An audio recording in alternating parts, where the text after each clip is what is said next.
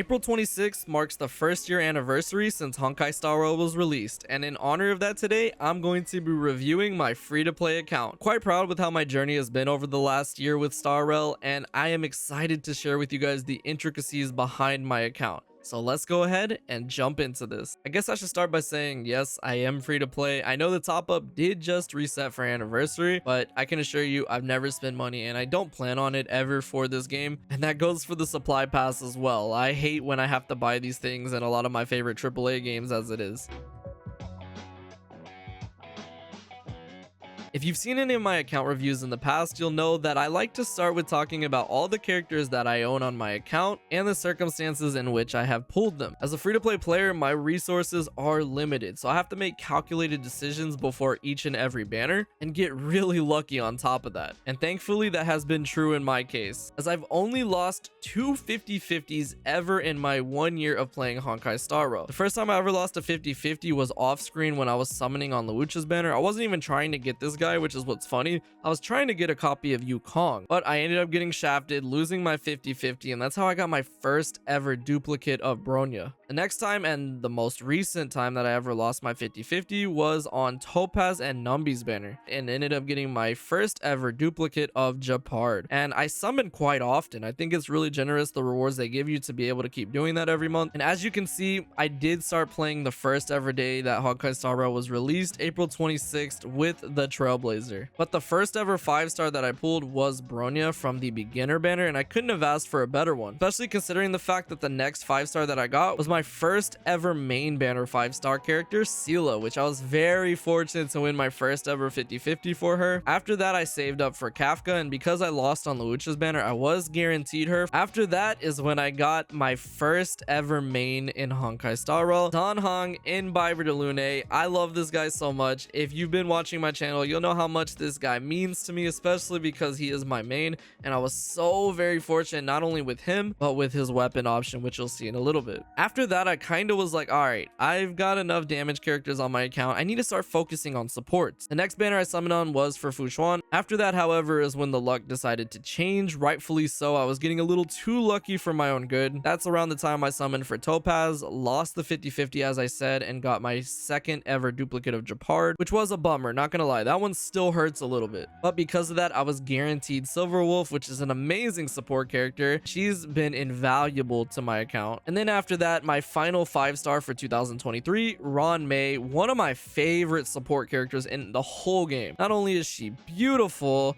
but she's also just got such great utility, and it was fitting that she was my final 5-star of last year. Moving into 2024, we got the free 5-star Dr. Ratio, and because I didn't need to summon for this guy, I summoned for his weapon, which again, I will talk about that soon with the light cone section, and I still can't believe they gave us a guaranteed 5-star character. This guy is amazing. The next ever 5-star that I would pull would be Black Swan shortly after Dr. Ratio was given. I was so lucky to get this girl because I thought for sure I was going to lose the 50-50, and then right after that, I was greedy and was still able to pull Sparkle, and this took me up until the last few days that she was around. I had to save up so many Stellar J's for her, and thankfully I was able to get lucky with her because she is my favorite support in Honkai Star Rail. And that brings us to present day, where the most recent 5-star I got was Acheron, but thankfully I got this girl as the first anniversary character. She's so broken, I would have been really disheartened if I didn't pull her. And that really does it for all the 5-star characters that I've summoned for, except for standard banner characters. I already told you guys that Bronya was the first ever 5-star I pulled. Gepard was the first ever 5-star that I pulled from the standard banner after the beginner summons. After that, it was mostly just light cones that I got. I did get Clara in 2023,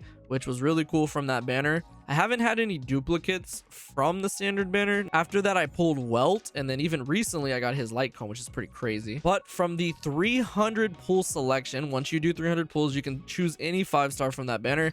I got Himeko. So yeah, I have a lot of good characters, and I have every single 4-star in the game as well, and I'm only missing 10 5-stars, which is really amazing. Next, let's look at my light cones. You know that I have a lot of amazing characters, but their weapons are important also. I'm no stranger to building a really good free-to-play simulated universe light cone. On the Fall of an Eon is a really solid one that I use for most of my destruction characters outside of Imbibitor Lunae. It's really solid. I have it level 80 out of 80. Second free-to-play light cone is Cruising in the Stellar Sea, which I've had on Seele pretty much since like day one. It's really amazing for her, and I would like to improve upon that in the future for a Hunt DPS light cone. The next simulated universe one that I focused on was Texture of Memories, which I have on my Xuan. Really amazing preservation light cone that I got level 80 S5 almost immediately for her. That takes care of the free-to-play one. Next, how about we talk about signature light cones? Well, let's start with the standard banner. I got Bronya's light cone from the standard banner, and I was very happy to get that, so I didn't have to spend from the shop. I've never bought light cones from the shop. Did actually save up enough to be able to do that, but then I got greedy and decided to use it for stellar jades instead. So thankfully I got this from the standard banner, and then even recently, which you saw my summon video, I pulled this one for Welt from the standard banner, which is really cool. So I have two signature standard banner ones, which is actually pretty nice. But what I'm most proud of are my signature weapon banner ones. Let's start with Imbibitor Lunae's. It's fitting that for my main character, I have his signature weapon. Brighter Than the Sun, one of the best destruction light cones in the game, in my opinion, but I'm a little biased. I got this on extremely low pity, and I wasn't guaranteed whatsoever. This was the first ever 5-star I pulled from the weapon banner. I was on like 5 pity. I pulled it, I couldn't believe it, and I threw it on him, and the rest is history. With Baptism of Pure Thought, it's a little bit different. I'm really happy that I got this for Dr. Ratio, but with this, I was on pity. I saved up because I didn't spend on Dr. Ratio because he was free. I decided to summon for it. I got it on pity. It's not even a 50-50 for the weapon, right? But I couldn't believe that I pulled this, and that was the last time I touched the weapon banner. And yeah, as you can see, I mean, it's nothing crazy, but for a free-to-play player, that is insanely lucky. Really is. Moving on to 4-star light cones, I'm not going to dwell on them. Of course, I have a lot of the signature ones that you use for characters that are pretty solid. S5 for Matra, S2 Good Night and Sleep Well, which I would love to have this S5. This is probably my favorite 4-star light cone because of how amazing it is. Most of these I pull from the actual normal banner when I'm summoning for characters. Alright, it is finally time to talk about character builds, one of my favorite parts in Honkai Star Rail and what I bet many of you have been waiting for. Let's start with my main and best built character in the game, Dan Heng Imbibitor Lunae. I have him at almost 3000 attack, 106 speed since he stays with Hyperspeed Sparkle, and an amazing 72 206 crit ratio. The light cone being there is what adds to this, giving an amazing damage increase to his kit. I run him with his signature 4-piece Wastelander of Banditry Desert and 2-piece Rudolin Arena. His build is nothing too crazy. I have him with pieces that actually don't have as much crit rate as what you would expect. The light cone is definitely doing the heavy lifting here. If I was using on the Fall of an Eon, he would definitely go down in damage output. It's a really good build nonetheless. I do have him at E0. You're going to see that every 5-star is going to be E0 except for Bronya and Gepard. Those are the only 5-stars I have duplicates for. But yeah, this is my main best build character in the game. I love him so much, and from here I really guess I could just try to get some Eidolons for him in the future. Next up is my second favorite damage dealer in the game, and that is Acheron, my most recent 5-star. Considering that I've only been working on her for about 3 weeks and that her relic sets are really new, quite happy with her build. I have her at 3600 attack, 109 speed, but 5209 is really amazing. I'm proud of that considering the fact that I don't have her signature light cone. I have Good Night and Sleep Well on her when I'm not using this on my Kafka. Her build is the exact same that I use on Dr. Ratio. You're gonna see a lot of similar builds for a lot of characters. Since I'm free to play, I kind of just grind up one set. I don't have enough for everybody. It's not too crazy. I could still fit some more crit rate in here, but I definitely have improved on it even recently. This piece could have some crit rate on it, but because she gets so much crit rate and crit damage from this set that you're not seeing here in game, the stats do actually look better, especially when I run her with someone like Xuan. So her crit ratio is usually like 70-20, and I love Acheron. She's amazing. She's busted. I love busted units just like everybody else, and I'm quite happy with how she's turned out. While we're in the same vein talking about Nihility characters, let's move on to my favorite dot character, Kafka, the lightning dot queen herself. I have her at almost 3600 attack, 146 speed, 39 effect hit rate, and I do run her with Good Night and Sleep Well. When I'm using it on Acheron, however, I give her S5 for Mata, which is very solid on her too. When I'm using her purely in a dot team that doesn't involve Acheron, I use Good Night and Sleep Well on her. Of course, she has her signature set, 4-piece prisoner, 2-piece firmament. Really amazing set for her, but also pretty decent rolls if I'm being quite honest. A lot of attack and a lot of speed. There's still some speed that I could squeeze out of this. Like on this piece, I don't have any speed, but I'm not using effect hit rate body, which is really solid for her. And I do have lightning damage sphere and the attack here. Once I get her to 160 speed one day, oh, she's gonna be even more broken. But I do run her with Ruan Mei, so that is a little bit that I'm giving. Maybe even one day if I'm able to get E2, that'd be awesome for her. But for now, this is my lightning waifu. Let's just go ahead and wrap it up with 5-star dot characters. Black Swan is my least best built, but definitely amazing. I've read almost 3000 attack, 132 speed, which isn't good, but with Ruan Mei that is higher. Keep that in mind for the firmament, and I have her at 120 plus effect hit rate, which is what you want for her kit. I run her with Eyes of the Prey, only at S4 also. I run her with the exact same set as Kafka, but with different roles that aren't as great. I haven't touched this set since Black Swan came out, so I could definitely improve upon this. Like I said, she's not getting that 135 outright, so I have to run her with Ruan Mei, which I always do unless I have Acheron there. But yeah, this is my Black Swan. I could definitely improve upon her quite a bit, but she gets the job done for sure. Let's move on to my other favorite 5-star damage dealer, Seele, which I never really had a great build for her. If I'm being realistic though, with how much Trailblaze power I put into the Genius of Bronya Star set, it should be better than this. 2900 attack, 71, 162, nothing too special. I use her with Cruising in the Stellar Sea, S5, and I have her with her Best in Slot Genius and Rudolin Arena. Again, these rolls are nothing too crazy. Well, this one is a little good, I'm not gonna lie. That one's a little good there. 4 rolls but 1 defense roll. I really need a better set for this because I would love to use this on other characters as well. Like, look at these boots. This is trash, but it's really all I have. Same with the Rudolin Arena set, only 3% crit rate. I just never went back and worked on her, if I'm being quite honest, which kind of sucks because she's my first ever main banner 5-star. I need to pay her some more love. I'm not happy with her build, but even so, if you've seen recent Simulated Universe or even the Memory of Chaos, she still slaps. But my favorite 5-star hunt character nowadays is actually Dr. Ratio, and that is due in part to the fact that he was given away free to play to us, and I have a pretty decent build on him. He has almost 60% crit rate and 200% crit damage. Keep in mind he does get more than this from his actual kit itself, plus the relic set that I'll be using on him, so this isn't that bad. I have his signature light cone, thankfully, so that crit damage buff plus the broken buffs that he gets towards his kit. I run him with the exact same build more or less that I give to my Acheron. I'll go ahead and show it still, but a lot of these pieces are, you know, just the exact same I use on Acheron. Planar ornaments do need some work still, especially that sphere. All in all, that's not bad. Again, consider the fact that this gives even more and his kit also gives more, so it's really solid. But I love Dr. Ratio, one of the coolest 5-stars in the game because he's free to play. The only other damage dealer I feel the need to talk about as far as 5-stars is Himeko, and that's because I use her for pure fiction mostly. Build is nothing too special. I don't even have her signature weapon, which is the one I would have wanted instead of Welt, but I do have her on Genius's Repose with a pretty decent follow-up attack build, all things considered. It's nothing crazy, but it gets the job done. I use her in pure fiction only, and I could definitely improve upon this build quite a bit. Welt is a 5-star that I really haven't built up. I did just get his signature light cone recently though, so I might have to, but I've never invested any time into this guy. And that brings us to my last 5-star damage dealer, which is the one I'm probably the most disappointed in, and it's my fault because I have not invested enough into her. Of course, I'm talking about Clara. She's amazing, especially for that physical follow-up attack damage. I have her at 3000 attack, but a pitiful 58 123 crit ratio. I have her on the Fall of an Eon, which is S5 of course, level 80, and I run her with 2-piece because I don't really grind the physical set enough. Pieces on her are actually not that great. This body is amazing, but it's from Himeko. The follow-up attack set is good on her, but I would rather have 4-piece physical.